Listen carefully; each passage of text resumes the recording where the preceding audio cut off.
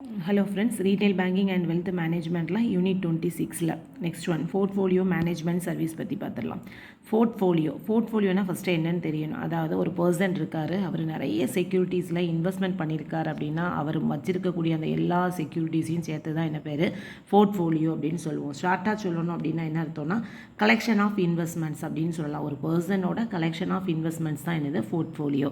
So portfolio management அப்படின்னா என்ன அர்த்தம், அவர் நிறைய இன்வெஸ்ட்மெண்ட்டில் கலெக்ஷனில் இன்வெஸ்ட்மெண்ட் பண்ணியிருக்காரு அப்படின்னா நிறைய செக்யூரிட்டிஸில் இன்வெஸ்ட்மெண்ட் பண்ணியிருக்காருன்னா அதை மேனேஜ் பண்ணக்கூடியது தான் என்னது போர்ட்ஃபோலியோ மேனேஜ்மெண்ட். ஸோ அது வந்து ஒரு இன்வெஸ்ட்மெண்ட் அட்வைசரி டிசிப்ளின் அப்படின்னே சொல்லலாம். இது வந்து என்ன இருக்குன்னா ஒரு ஃபினான்சியல் பிளானிங்கை பற்றி அண்ட் தென் நம்பர் ஆஃப் நிறைய ஃபினான்சியல் சர்வீசஸை பற்றி நமக்கு ஒரு ஐடியாஸ் பண்ணி அதை மேனேஜ் பண்ணக்கூடியது தான் என்னதுன்னா இந்த போர்ட்ஃபோலியோ மேனேஜ்மெண்ட் அப்படிங்கிறது. சப்போஸ் ஒரு ஹை நெட்வொர்த் இண்டிவிஜுவல்ஸோ அல்லது ஸ்மால் பிஸ்னஸ் ஓனர்ஸோ இல்லைனா ஃபேமிலிஸோ அவங்க என்ன பண்ணுவாங்கன்னா ஒரு ஃபினான்சியல் அட்வைசரி ஸ்பெஷலிஸ்ட் இருந்தால் நல்லாயிருக்கும். நமக்கு வந்து ஒரு ரீட்டைல் பேங்கிங்கை பற்றியோ இல்லைனா எஸ்டேட் பிளானிங், நமக்கு அப்புறம் இந்த சொத்தை என்ன பண்ணலாம் அப்படிங்கிற மாதிரி ஒரு ஐடியா நமக்கு தெளிவுபடுத்துகிறதா இருக்கலாம். லீகல் ரீசோர்ஸஸை பற்றி, டேக்ஸ் ப்ரொஃபஷனல்ஸை பற்றி, இந்த மாதிரி எல்லாமே சொல்கிறதுக்கு நமக்கு ஒரு ஃபினான்சியல் அட்வைசரி ஸ்பெஷலிஸ்ட் இருந்தால் நல்லாயிருக்கும் அப்படின்னு நினைப்பாங்க. ஸோ அவங்க தான் யாருன்னா வெல்த் மேனேஜர்ஸ், நம்மகிட்ட இருக்கக்கூடிய இந்த வெல்த்தை மேனேஜ் பண்ணக்கூடியவங்க. ஸோ இந்த வெல்த் மேனேஜர்ஸ் அப்போ இந்த போர்ட்ஃபோலியோ மேனேஜ்மெண்ட் சர்வீசஸ் அப்படிங்கிறது இந்த வெல்த் மேனேஜ்மெண்ட்டில் ஒரு பார்ட் அப்படின்னே சொல்லலாம். ஸோ இதில் என்னென்ன ஃபங்க்ஷன்ஸ்லாம் இருக்குது அப்படின்னு பார்த்தீங்கன்னா ஃபினான்ஷியல் பிளானிங், முதல்ல நம்ம பிளான் பண்ணுறது, எப்படி பிளான் பண்ணி எதில் இது இன்வெஸ்ட்மெண்ட் பண்ணலாம் அப்படிங்கிற மாதிரி. Then portfolio strategy definition that means என்ன அர்த்தம் அப்படின்னா இதில் நிறைய இன்வெஸ்ட்மெண்ட்டில் அவங்க வந்து இன்வெஸ்ட்மெண்ட் பண்ணியிருப்பாங்க.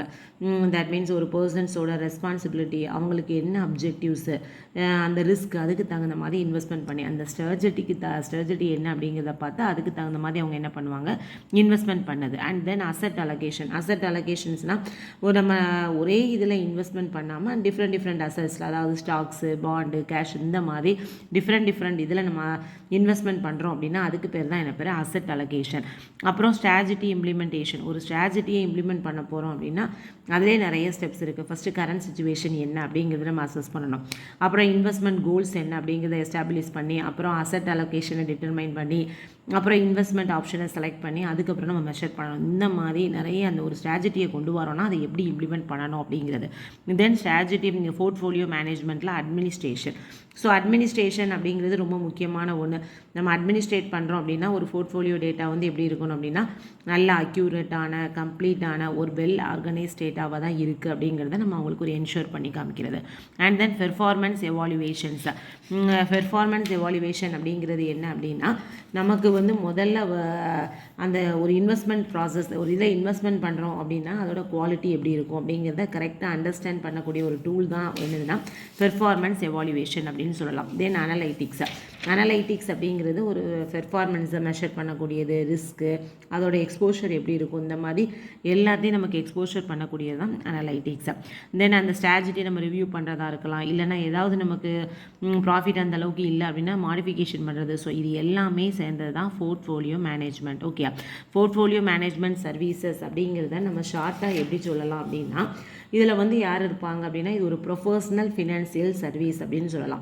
இதில் வந்து நல்ல திறமை வாய்ந்த ஒரு போர்ட்ஃபோலியோ மேனேஜர்ஸோ இல்லைனா ஸ்டாக் மார்க்கெட் ப்ரொஃபஷனல்ஸோ இருப்பாங்க. அவங்க என்ன பண்ணுவாங்கன்னா அவங்ககிட்ட இருக்கக்கூடிய ஒரு டீம் வந்து நம்மளோட போர்ட்ஃபோலியோ எல்லாத்தையுமே மேனேஜ் பண்ணும்.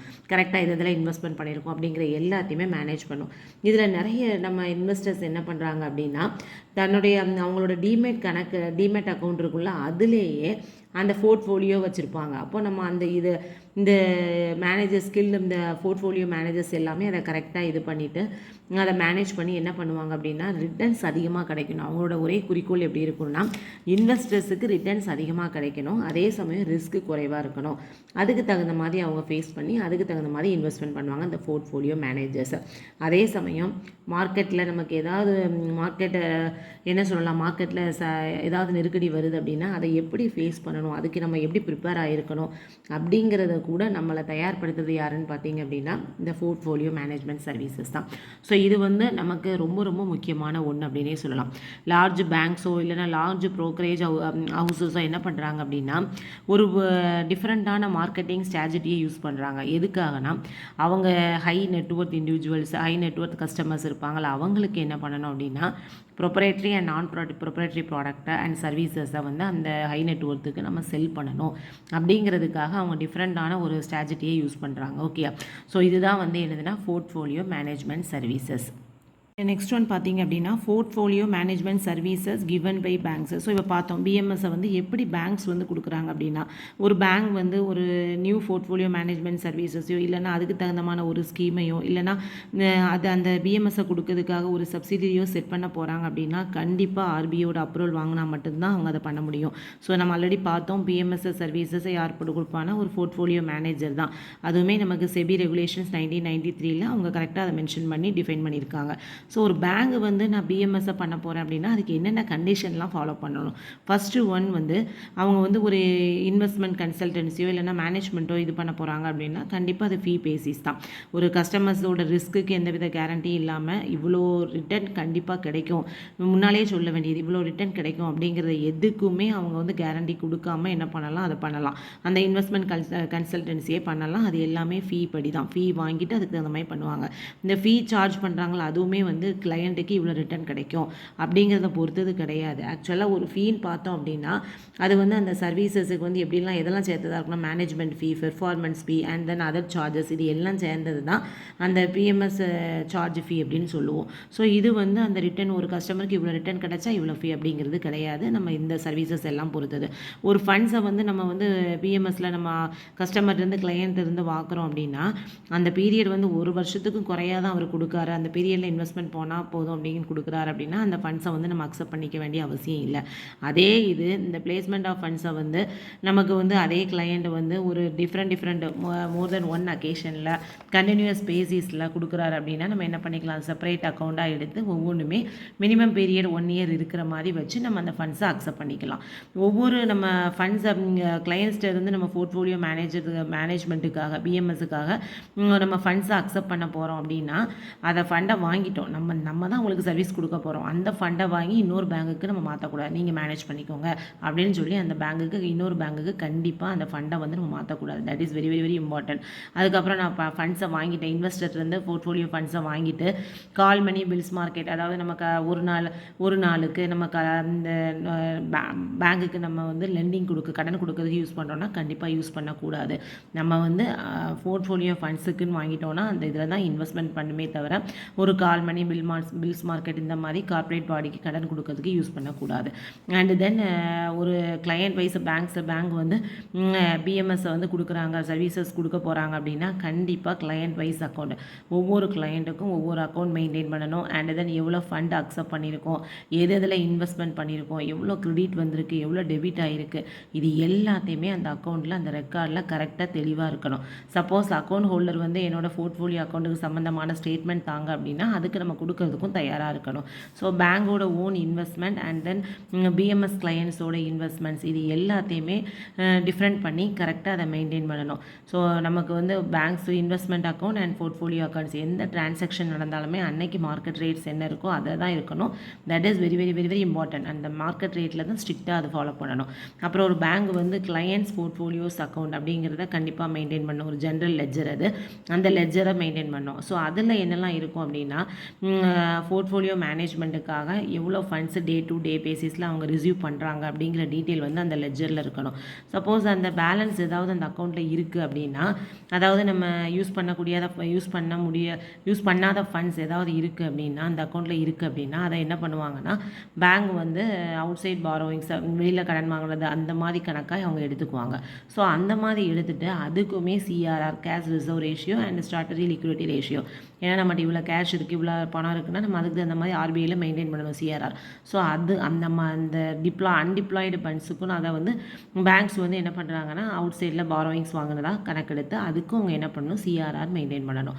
ஸோ பேங்க் வந்து நம்ம ஃபண்ட்ஸை வந்து அக்செப்ட் பண்ணிட்டோம், கிளையண்ட்ஸுக்காக நம்ம வந்து ஃபண்டை அக்செப்ட் பண்ணிட்டோம் அப்படின்னா கரெக்டாக அதை வந்து என்ன பண்ணணும், அவங்க புக் ஆஃப் அக்கௌண்ட்ஸில் வந்து பேங்க்ஸ் வந்து பப்ளிஷ் பண்ணணும். இவ்வளோ தூரம் நாங்கள் வாங்கியிருக்கோம், இவ்வளோ இதாக இருக்குது அப்படிங்கிறத கரெக்டாக அந்த பேங்க்ஸுக்கு வந்து அந்த லையபிலிட்டி இருக்குது. அதாவது அவங்க அந்த எவ்வளோ இது அக்செப்ட் பண்ணியிருக்காங்க அப்படிங்கிறத அவங்க புக்ஸ் ஆஃப் அக்கௌண்ட்டில் வந்து அவங்க பப்ளிஷ் பண்ணணும்.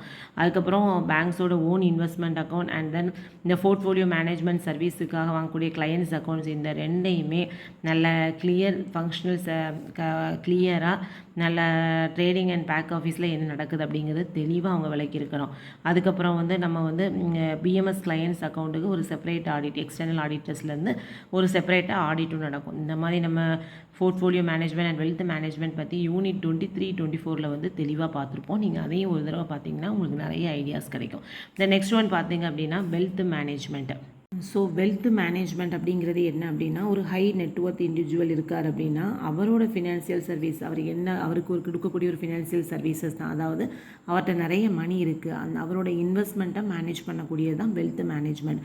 நிறைய மணி இருக்குது, அந்த மணியை எப்படி இன்வெஸ்ட்மெண்ட் பண்ணணும், இன்னும் அந்த மணியை வந்து நல்ல அதிக அளவு லாபம் கிடைக்கிற மாதிரி இன்க்ரீஸ் பண்ணணும்னா என்ன பண்ணணும் அப்படிங்கிற மாதிரி பண்ணக்கூடியது தான் வெல்த் மேனேஜ்மெண்ட். வெல்த்தை நம்ம எதில் போட்டால் இன்னும் நமக்கு லாபம் கிடைக்கும் அப்படிங்கிறது தான் வெல்த் மேனேஜ்மெண்ட். இப்போ நமக்கு வந்து குளோபல் ஃபினான்சியல் கிரைசிஸுக்கு அப்புறம் இந்தியாவை பொறுத்தவரை நிறைய ஹை நெட்ஒர்த் இண்டிவிஜுவல்ஸோட பாப்புலேஷன்ஸ் அண்ட் தென் அவங்களுடைய வெல்த் வந்து ஒரு பயங்கரமான வளர்ச்சி அடைஞ்சிருக்கு அப்படின்னே சொல்லலாம். மெயினாக வந்து ஹை நெட்ஒர்த் இண்டிவிஜுவல்ஸுக்கு என்ன சர்வீசஸ் டிமாண்டடாக இருக்கும் அப்படின்னு தேவைப்படும் அப்படின்னா டேக்ஸ் பிளானிங். அவங்களோட எந்த மாதிரி டேக்ஸ் பிளானிங், எதில் போட்டால் டேக்ஸை குறைவாக கட்டலாம், நிறைய மணியை சேவ் பண்ண முடியும், அந்த மாதிரி அட்வைஸ் பண்ணுறது. And then asset management advisory, இதுதான் வந்து அவங்களுக்கு ரொம்ப தேவையாக இருக்கக்கூடிய ஒரு மெயினான சர்வீசஸ் அப்படின்னு சொல்லலாம். ஹை நெட்ஒர்த் இண்டிவிஜுவல்ஸ் வந்து அவங்க இன்வெஸ்ட்மெண்ட் பண்ண போகிறாங்க அப்படின்னா அவங்க வந்து டோட்டல் இன்வெஸ்ட்மெண்ட்டில் 31% வந்து ஈக்விட்டியில் இன்வெஸ்ட்மெண்ட் பண்ணுவாங்க. அடுத்தது அவங்க எதிர்பார்க்குறது என்ன அப்படின்னு பார்த்தீங்கன்னா, அவங்களுக்கு வந்து ஃபிக்ஸ்டு இன்கம், கரெக்டாக அந்த நிலையான வருமானம் வரணும் அப்படிங்கிறதுக்காக அவங்க நினைக்கிறது என்னென்னா ஒரு 65% வந்து அவங்க ஃபினான்ஷியல் அசட்ஸில் இன்வெஸ்ட்மெண்ட் பண்ணுவாங்க. ஃபினான்ஷியல் அசட்ஸ்னால் என்ன சொல்லலாம், bonds, debentures, derivatives and then நம்மளோட மியூச்சுவல் ஃபண்ட்ஸ், இந்த மாதிரி இருக்கிற எல்லாத்துலேயுமே அவங்க இன்வெஸ்ட்மெண்ட் பண்ணலாம். ஸோ இந்த 2% கண்டிப்பாக தெரிஞ்சிருக்கணும். ஸோ நம்ம இப்போ ஹை நெட்ஒர்த் இண்டிவிஜுவல்ஸுக்கு வந்து ஒரு நல்ல கஸ்டமைஸ்டு சர்வீசஸ் அண்ட் நிறைய ஆப்பர்ச்சுனிட்டிஸை நம்ம கொடுத்தோம் அப்படின்னா இன்னுமே அது வெல்த் மேனேஜ்மெண்ட் வந்து ஒரு பெரிய லெவலில் வளர்ச்சி அடையும் அப்படின்னு சொல்லலாம். நிறைய பேர் இப்போ நிறைய பேங்க்ஸ் வந்து இந்த வெல்த் மேனேஜ்மெண்ட்டை ஃபோக்கஸ் பண்ணுறாங்க. ஃபார் எக்ஸாம்பிள் இங்கே நிறைய கொடுத்துருக்காங்க. Citi Bank, BNP, Paribas and Standard Chartered Bank, ICICI, Axis, HDFC, Kotak Mahindra, State Bank of India and Bank of BOB, Bank of Baroda, amongst public sector banks. நிறைய பப்ளிக் செக்டார் பேங்க்ஸில் நிறைய banks, அப்புறம் non banking financial கம்பெனிஸில் IIFL wealth, Edelweiss wealth, இந்த மாதிரி நிறைய instruction வந்து இந்த வெல்த் மேனேஜ்மெண்ட் பண்ணுறாங்க. ஆனால் அதில் ரொம்ப 3 டாப்பில் இருக்கிறது யாருன்னு பார்த்தீங்கன்னா ICICI and HDFC and Kotak, இந்த 3 தான் ரொம்ப டாப்பில் இருக்காங்க. ஸோ இப்போ வந்து ஹெச்எஸ்பிசி அண்ட் ஸ்டாண்டர்ட் சார்ட்டர்ட் அக்கௌண்ட்ஸுமே வந்து என்ன பண்ணுறாங்கன்னா அவங்களுடைய ப்ராடக்ட் அண்ட் டெக்னாலஜி இம்ப்ரூவ்மெண்ட் பண்ணது மூலமாக அவங்களவே இப்போ வளர்ச்சி அடைஞ்சிட்டு வந்துருக்காங்க அப்படின்னே சொல்லலாம். ஸோ இதில் கஸ்டமர்ஸ்க்கு என்னென்ன அட்வான்டேஜஸ் அப்படின்னு பார்த்தீங்கன்னா, first one tax planning help பண்ணுறாங்க. இதில் மெயினான விஷயம் டேக்ஸ் பிளானிங்னா என்ன அர்த்தம், டேக்ஸை குறைவாக கட்டணும், மணியை வந்து நம்ம நல்லா சேவ் பண்ணணும், அதுதான் டேக்ஸ் பிளானிங். அதுக்கு இந்த வெல்த் மேனேஜ்மெண்ட் ஹெல்ப் பண்ணுறாங்க.